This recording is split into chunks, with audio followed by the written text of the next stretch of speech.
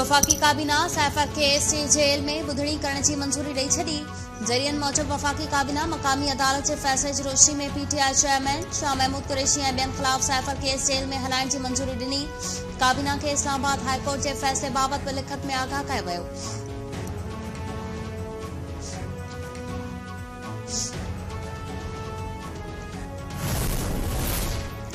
PTI chairman ऐं ॿियनि ख़िलाफ़ तौहीन इलेक्शन कमीशन केस जी ॿुधणी असद उमर ज़ाती हैसियत में पेश। फवाद चौधरी ऐं पीटीआई चेयरमैन जा वकील पेश थिया। इलेक्शन कमीशन पीटीआई चेयरमैन ऐं फवाद चौधरी जे पेश न थियण ते फ़र्द जुर्म जी कार्रवाई 6 दिसंबर ताईं मुलतवी करे छॾी।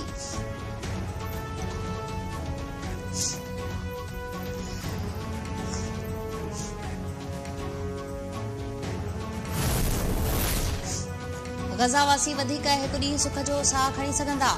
हमास ऐं इसराइल विच में जंगबंदीअ में वधीक हिक ॾींहं जी वात करण ते इतफ़ाक़। क़तर तस्दीक़ करे छॾी।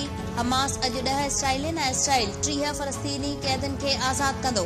गज़ा जी सूरत-ए-हाल ते गॾियल अरब इमारात जे सदर ऐं अमरीकी सदर विच में राब्तो।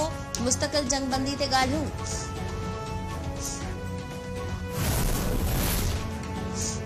पीपल्स पार्टी जो यौम तासीस जे मौक़े ते कोयटा में जलसो, तैयारियूं मुकमल।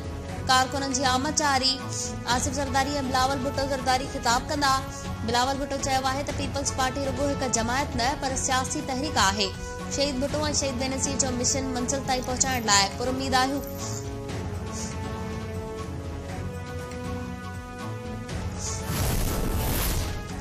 कराची जे इलाइक़े गुलिस्तान जोहर जे ॻोठ शेर मोहम्मद बलोच में हिक घर मां माउ समेत 3 ॿारनि जा लाश अथि।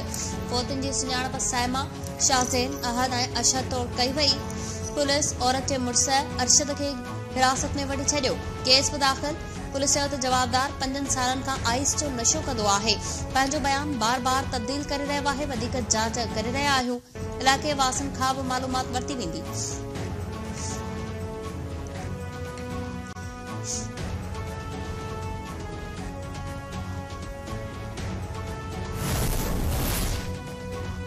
सरकारी गाड़ियूं वापस न कंदड़ ऑफिसर्स ऐं रिटायर्ड कामोरनि ख़िलाफ़ कार्रवाई लाइ एंटी करप्शन खां मदद तलब। सिंध हुकूमत पारां गाड़ियुनि जी वापसी लाइ additional secretary services and administration जी सरबराही में 5 रुकनी कमेटी क़ाइमु। कमेटी में director anti corruption, CM inspection team समेत ॿिया शामिल हूंदा।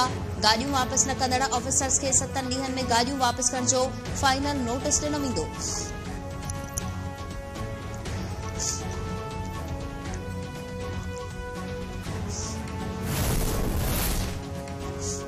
पंजाब जे इलाइक़े माचको में हथियारबंदनि जी काह ऐं मुक़ाबले दौरान 13 ॼणनि जे मारिजण बाद ठिकाण वारी सूरत-हाल बरक़रार।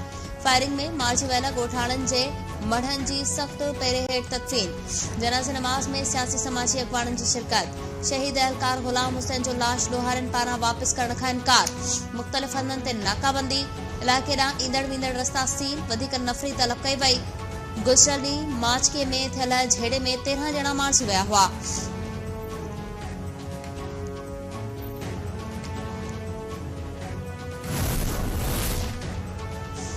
हिकु पुट 3 माइरूं, नादरा जो अनोखो कारनामो। नौजवान जी सॻी माउ सिंध कोर्ट पहुची वई। अदालत सदफ़ जी दरख़्वास्त ते नादरा खे नोटिस जारी कंदे जवाब घुरी वरितो। दरख़्वास्त गुज़ार सदफ़ चयो त 17 सालनि जे उमर रज़ा जी ॾाॾी ऐं वेगी माउ खे बि नादरा संदसि माउ ॼाणाए छॾियो आहे। मुस्तक़बिल में मसइलो थी सघे थो।